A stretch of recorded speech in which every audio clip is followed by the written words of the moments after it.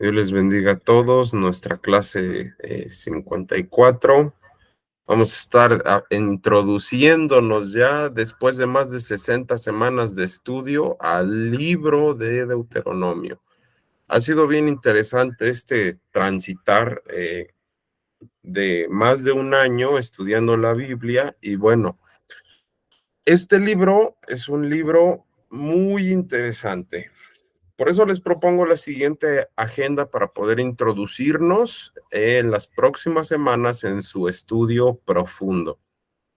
Vamos a estar analizando el origen del nombre del libro. Vamos a ver que ya en la Septuaginta se le conoce como Deuteronomos y en los textos hebreos tiene otro nombre. Entonces, vamos a estar viendo sus raíces etimológicas, algunos datos históricos relevantes y las épocas de significancia de su contenido, junto con la línea del tiempo, que nos van a explicar por qué es importante el mensaje de Deuteronomio en distintas etapas de la historia del pueblo de Israel y por qué es importante para nosotros el día de hoy. Vamos a estar viendo un poquito la estructura general del libro, esta significancia, ¿verdad? Y temporalidad del libro de Deuteronomio ya en nuestros contextos contemporáneos. ¿Qué referencias hay del Deuteronomio en el Nuevo Testamento y su cristología? Entonces, tenemos bastante contenido para la sesión de hoy, ¿no? Primero vamos a ver sobre el origen del nombre del libro en nuestras Biblias. Si usted tiene una revisión Reina Valera, nueva versión internacional o demás, pues dice Deuteronomio, ¿no? Pero originalmente en los textos hebreos se conoce como Devarim, que siempre los judíos tenían la costumbre de poner a estos libros bíblicos un nombre que se basara en sus primeras expresiones escritas, ¿no? Literalmente, Devarim significa estas son las palabras. Por el otro lado, ya en la Septuaginta, nos vamos a dar cuenta que los escritores hablan del Deuteronomos, ¿no? Que significa, pues, segunda ley. Empezamos también un poquito con su historia, porque sabemos que se escribe precisamente ya en el momento en el que el pueblo pues cruza el río Jordán y estaban a punto, ojo, estaban a punto de ingresar a la tierra prometida. Recordemos que ya en el libro de Josué el pueblo ya ingresa, pero aquí todavía no, no habían todavía no habían ingresado. Entonces, eso es para tenerlo súper en cuenta. El pueblo sigue todavía en el desierto y hay datos bien interesantes sobre todos los años que se llevó la composición de este libro, porque Deuteronomio se llega a escribir en más de 100 años. Ahorita vamos a estar viendo estas posturas, pero si nosotros nos damos cuenta, los escritos de Deuteronomio llegan desde el momento en el que el pueblo está en la tierra de Canaán hasta el momento en el que se llega, ¿verdad? Al momento en que Josué introduce al pueblo. Pero su mensaje es tan importante, y ahorita lo vamos a explicar más a detalle, que se ocupa la reforma religiosa que hace el rey Josías. Y ese mismo mensaje también se aplica para nosotros el día de hoy. Entonces vamos a estar yendo un poquito rápido aquí para centrarnos en el contenido duro más adelante, ¿no? Estas épocas de significancia de contenido, como ya les decía, es que en los primeros capítulos, ¿verdad? Se dice que Moisés da instrucciones al pueblo de Dios, pero más de 20 capítulos se centran a volver a presentar las leyes que se le había dado al pueblo a la primera generación del desierto. Estas mismas leyes, estos mismos mandamientos van a ser aplicables en el momento que se escribe este libro, en el momento que lleguen a la tierra de Canaán en la época de Josué, y desgraciadamente vamos a ver, ahorita les voy a presentar una línea del tiempo, pero el pueblo se olvida de lo que Dios había dicho. Entonces, vemos una serie de problemas con los asirios en estas épocas de las conquistas que van a llevar a Josías a hacer una reforma religiosa, pero llama la atención lo que dice el autor a los hebreos, porque aquí se habla de la palabra descanso. Y esto tiene escatología. El libro de Deuteronomio tiene escatología. Ojo con eso. Entonces, vamos a ver esta línea del tiempo. Por allá del año 721 antes de Cristo, los estudiosos de la filología y la exégesis nos dicen que se forman los textos protodeuteronómicos. Estos son a partir del capítulo cuarto de Deuteronomio en adelante. Entonces, estos son como que los mandamientos que debía de cubrir el pueblo, pero en el mismo año, ojo, y es interesante esto, se da la destrucción de Samaria por Sargón, que era uno de los generales de Salmanasar IV. Eso nos hace inferir que las personas que estaban en el reino del norte, al ser, al tener que huir, llegan precisamente a Jerusalén y bueno, entonces en ese preciso momento es que se conserva lo que se conoce como el proto-deuteronómico y entonces en este trance de que se están guardando los mandamientos de Dios, tanto por ley oral como por ley escrita, del año 716 al 687 antes de Cristo, nos vamos a dar cuenta que el rey Ezequías repele el ataque de los asirios. O vea cómo Dios le permite al pueblo ganar, pero ¿por qué? Porque se tenían que conservar sus mandamientos. Ojo, porque esto, reitero, tiene que ver con escatología. Ahora, cerca de esas fechas, del 687 al 640 antes de Cristo, inicia la decadencia moral con los reinados de Manasés y de Amón. Segunda de Reyes 25-27, ojo, ya nos empieza a hablar de las reformas religiosas que promueve el rey Josías. Vamos a estar estudiando el texto para que veamos cuán importante es Deuteronomio a nivel histórico. Vamos a verlo a nivel contemporáneo y a nivel escatológico. Segunda de Reyes 25-27.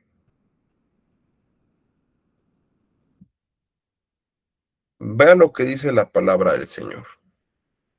Y aconteció a los 37 años del cautiverio de Joaquín, rey de Judá, en el mes 12º, a los 27 días del mes, que Evil-Merodach, rey de Babilonia, en el primer año de su reinado, libertó a Joaquín, rey de Judá, sacándolo de la cárcel. ¿Sí? Y le habló con benevolencia, un versículo más, y puso su trono más alto que los tronos de los reyes que estaban con él en Babilonia. Creo que me equivoqué aquí de la cita, pero recordemos que el rey Josías, cuando descubre el libro de la ley de Dios, el Deuteronomio, había sido, o el proto-deuteronómico, ha sido conservado por el pueblo que fue, que salió de la destrucción de Samaria. O sea, los que estaban precisamente en este reino bajan para que, pues primero para salvar sus vidas, pero después para que se conservaran estos mandamientos del Señor. O sea, el Deuteronomio, pasaron varios años para que se constituyera toda su escritura, ¿no? Y bueno, ya por allá del siglo V antes de Cristo se redacta lo que se conoce como historia deuteronomística, que esto es los primeros capítulos de Deuteronomio, ¿no? Y ya se adjunta con lo que conocemos como proto-deuteronómicos. Vamos a ver un poquito, de manera súper general la estructura del libro. Del primer capítulo hasta el capítulo 43, vamos a estar analizando esta introducción que hace precisamente Moisés, ¿no? Donde se dice que él es el que da las instrucciones al pueblo y demás. Posteriormente de este versículo 44 del capítulo 4 hasta el 28, capítulo 28, versículo 68, se da una serie de instrucciones al pueblo de Israel sobre cómo debían de vivir en la tierra prometida. Posteriormente, del capítulo 28, versículo 69, al capítulo 32, versículo 52, vamos a estar viendo las cláusulas que fundamentan el pacto entre Dios y su pueblo. Esto está maravilloso. Por allá del capítulo 33, Moisés se despide del pueblo porque sabe que ya va a morir. Y ya el capítulo 34, pues se narra la muerte de Moisés. Por eso es interesante ver la estructura del libro, porque nos vamos a dar cuenta que si bien Moisés es por la tradición judía a quien se le adjudica la paternidad literaria de este libro, pues sabemos que él no pudo haber redactado su muerte. Hubo, ¿verdad?, posteriores escritores que añadieron esta parte, pero lo que conocemos, le volvemos a dar el nombre técnico de protodeuteronómicos, que es del 444 al 2868, fue escrito por Moisés. Se cree que también el discurso mosaico o la historia deuteronomística, que es del capítulo 1 al 443, fue escrito también por Moisés, ¿no? Y hay algunos puntos de vista de los exegetas, de las personas que se dedican a la filología, que dicen que lo demás ya fue escrito por Josué. Entonces, pues son datos que debemos por ahí de tener en cuenta, ¿no? Vamos a estar estudiando también, pues, ¿qué es esa significancia o por qué es importante en los distintos tiempos el libro del Deuteronomio? Debemos recordar que todo lo escrito tiene una proyección. Por ejemplo, existe la proyección cultural contemporánea que fue en la época de Moisés, cuando él ya estaba por morir y cuando Josué iba a permitir, ¿verdad? Lógico, dependiendo de Dios, que el pueblo entrara a la tierra prometida. Esta serie de escritos permite en esa época que el pueblo recordara lo que ya había pasado la generación de sus padres en el desierto, que tuvieran cuidado, que se dieran cuenta que si el Señor permitió que ellos llegaran, no es porque fueran los mejores o algo por el estilo. Era simple y sencillamente porque Dios había hecho un pacto y había visto que los padres de ellos no fueron obedientes y entonces el Señor permitió que perecieran en el desierto, pero dijo que solo Josué, Caleb y la generación de los hijos de todo el pueblo iban a entrar a la tierra prometida.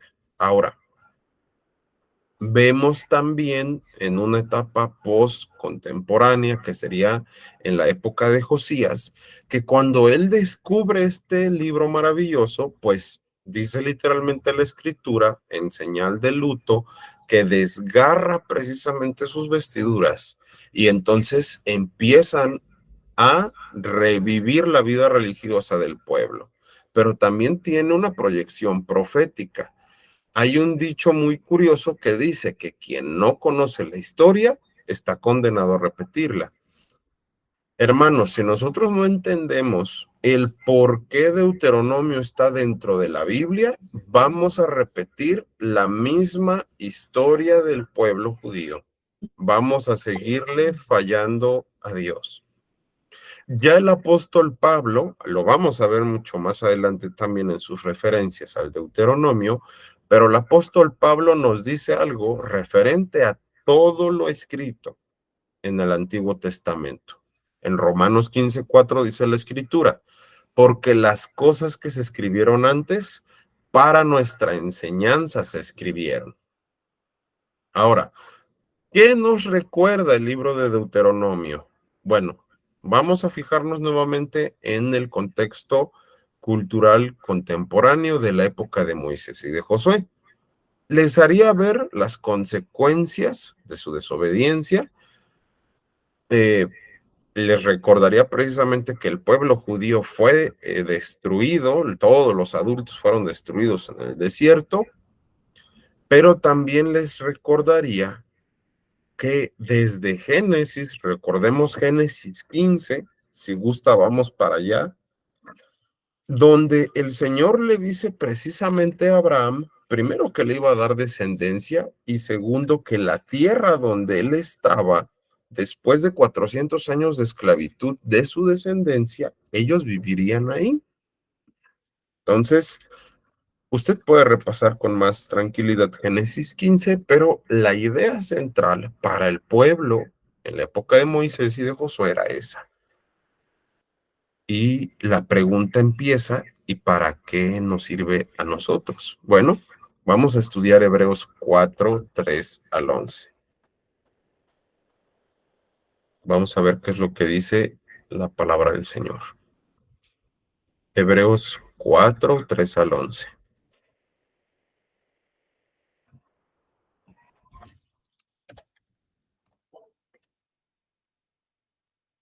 Se los quiero leer en la versión Dios habla hoy para que sea un poquito más entendible. Vea por favor lo que dice la palabra. Pero nosotros que hemos creído, entraremos en ese reposo. Ponga por favor atención en esta palabra reposo, del cual Dios ha dicho, por eso juré en mi furor que no entrarían en el lugar de mi reposo. Esto nos sitúa en el Éxodo. Sin embargo, Dios había terminado su trabajo desde que creó el mundo. Predestinación, ojo con esto, pues en alguna parte de las escrituras se dice del séptimo día, Dios reposó de todo su trabajo el séptimo día. Y otra vez se dice en las escrituras, no entrarán en mi reposo. Pero todavía falta que algunos entren en ese lugar de reposo, ya que por haber desobedecido, no entraron los que primero recibieron el anuncio. Está hablando de los judíos.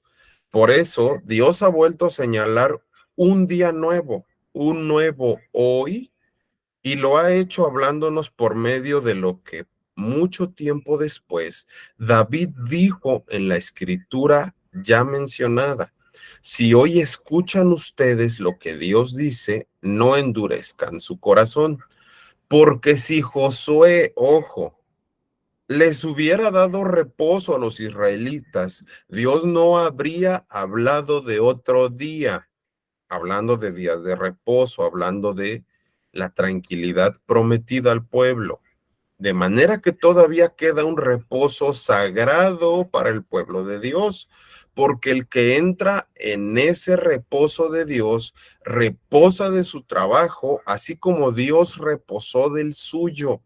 Debemos pues esforzarnos por entrar en ese reposo para que nadie siga el ejemplo de aquellos que no creyeron. O sea, nos está diciendo el autor de los Hebreos, date cuenta de que ese reposo que se simbolizaba al entrar a la tierra de Canaán, es un símbolo de lo que va a pasar cuando nosotros estemos en el cielo. Vean hasta dónde llega el alcance de este libro tan maravilloso. Aquí vemos un poquito de escatología. Existen muchas referencias del Deuteronomio también en el Nuevo Testamento. Por ejemplo, en el libro de los Hechos, cuando Pedro está predicando por el Espíritu Santo, cita precisamente una parte de Deuteronomio 18, de los versículos 15 y de ahí 19, donde se habla de que Dios enviaría un profeta, hablando de nuestro Señor Jesucristo. Cuando nosotros estudiamos, por ejemplo, también en Primera de Corintios 5, que Pablo dice que se debe de tener cuidado con aquellos que están en la iglesia y no viven conforme a la palabra del Señor. Él toma una frase que en Deuteronomio 17, 19, 22 y 24 hace referencia a apartar la maldad de en medio del pueblo. Y Pablo lo retoma precisamente de Deuteronomio. En Primera de Corintios 9 y en Primera de Timoteo 5 nos vamos a dar cuenta que se habla del derecho del sustento de los ministros de Dios en el Nuevo Testamento por medio del diezmo y de las ofrendas. Pablo se basa de un hebraísmo de Deuteronomio 25:4 y creo que todos no lo sabemos de memoria, donde dice, no le pondrás bozal al buey que trilla. Y cuando nosotros estamos estudiando también Hebreos, vamos a estar viendo esta cita, las demás usted las puede leer con calma, nos vamos a dar cuenta de que el autor de Hebreos retoma también algunas citas de Deuteronomio. Por ejemplo, en Hebreos 13:5 dice la palabra del Señor. Sean vuestras costumbres sin avaricia, contentos con lo que tenéis ahora, porque él dijo, no te desampararé ni te dejaré. Vamos ahora a Deuteronomio 31. Deuteronomio 31. 6 y 8. Vean lo que dice aquí la palabra. Esforzaos y cobrad ánimo, no temáis ni tengáis miedo de ellos, porque Jehová tu Dios es el que va contigo, no te dejará ni te desamparará. Y Jehová va delante de ti, versículo 8, Él estará contigo, no te dejará ni te desamparará, no temas ni te intimides. Finalmente me gustaría que hablemos de la cristología que tiene precisamente el Deuteronomio. Deuteronomio nos habla de que el rey debía de meditar precisamente en los mandamientos allí escritos. Recordemos que en la teología el Señor Jesucristo es presentado como el Logos, como la palabra encarnada. Entonces nos explica, ¿verdad? Parte de la revelación de Jesucristo como la ley de Dios viviente y debemos de meditar en él para poder vivir de manera adecuada, pero también como dice Pedro, si recordamos un poquito, dice que somos reyes y sacerdotes, fuimos hechos reyes y sacerdotes. Si somos reyes y sacerdotes hay que vivir como tal, ¿no? Y eso quiere decir que meditemos en la ley, o sea, en Cristo. La ley de Dios se ve reflejada tanto en gracia como en justicia en la persona del Señor Jesucristo. Vamos a estar viendo también, si recuerdan un poquito, ya hemos estudiado la fiesta de la Pascua y en Deuteronomio 16 se narra precisamente pues esta festividad y nos recuerda a Cristo como el Cordero de Dios. En Deuteronomio, esto está súper interesante, Deuteronomio 18, se habla del profeta que debía de ser enviado por el Señor. Deuteronomio 18, 15 al 19. Vamos un poquito para allá.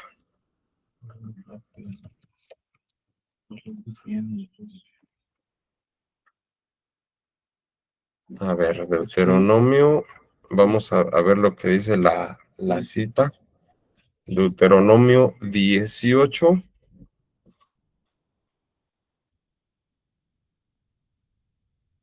15 al 19.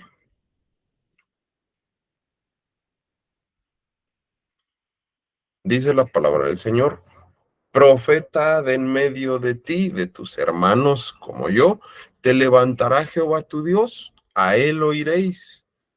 Conforme a todo lo que pediste a Jehová tu Dios en Horeb el día de la asamblea, diciendo: no vuelva yo a oír la voz de Jehová mi Dios, ni vea yo más este gran fuego para que no muera. Y Jehová me dijo: han hablado bien en lo que han dicho. Profeta les levantaré de en medio de sus hermanos como tú, y pondré mis palabras en su boca, y él les hablará todo lo que yo le mandare. Ahí está hablando del Señor Jesucristo. También vemos, ¿verdad?, a Cristo como el mediador de un mejor pacto. Ya el libro del profeta Jeremías y Hebreos nos estarían hablando acerca de esto. Algo muy interesante es que se pone mucho énfasis en el estudio y en la meditación de la ley de Dios en el Deuteronomio. Pero sabemos que no basta con el estudio. Necesitamos que nuestro corazón sea transformado. Vamos a darnos cuenta que según el apóstol Pablo y el autor de la carta a los Hebreos, Cristo mismo se va a encargar de escribir ahora la ley del Señor en nuestro corazón. Vamos a ver lo que dice Hebreos 8, 8 al 12. Hebreos 8, 8 al 12.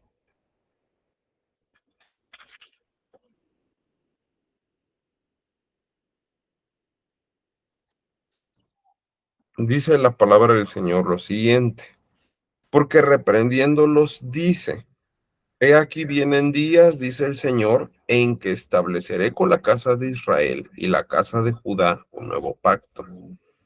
No como el pacto que hice con sus padres el día que los tomé de la mano para sacarlos de la tierra de Egipto, porque ellos no permanecieron en mi pacto y yo me desentendí de ellos, dice el Señor. Por lo cual este es el pacto que haré con la casa de Israel después de aquellos días, dice el Señor. Vea qué precioso. Pondré mis leyes en la mente de ellos y sobre su corazón las escribiré, y seré a ellos por Dios y ellos me serán a mí por pueblo. Y ninguno enseñará a su prójimo ni ninguno a su hermano diciendo: conoce al Señor, porque todos me conocerán, desde el menor hasta el mayor de ellos, porque seré propicio a sus injusticias y nunca más me acordaré de sus pecados y de sus iniquidades. Y esto nos lleva a la consumación del último punto. Si el Señor, recordemos un poquito lo que pasaba en el Antiguo Testamento. Esto nos va a decir Deuteronomio ya de manera profética. En el Antiguo Testamento, en la ley de Moisés, se decía que se tenían que sacrificar animales. Ya estudiamos a detalle el tabernáculo, el significado de las ofrendas y demás. Esto apunta a la muerte del Señor Jesucristo. Cuando el Señor muere en la cruz, los textos griegos nos dicen, donde la Valera 60 traduce, cuando el Señor habla, consumado es, este vocablo maravilloso tetelestai nos habla de que este pacto, que Cristo es el fundador, el mediador y el consumador de este pacto, se cumple en su muerte. toda la teología entonces de Deuteronomio estará centrada en precisamente la obra del Señor Jesucristo, pero sobre todo en que la ley de Dios ahora va a ser implantada en nuestro corazón. Esto lo vamos a ver más adelante, pero tiene que ver con la renovación de nuestra mente, de nuestro corazón, de nuestros sentimientos y de nuestros pensamientos, que esto nos va a dar pie a estudiar la doctrina de la santificación y de la regeneración. Amén.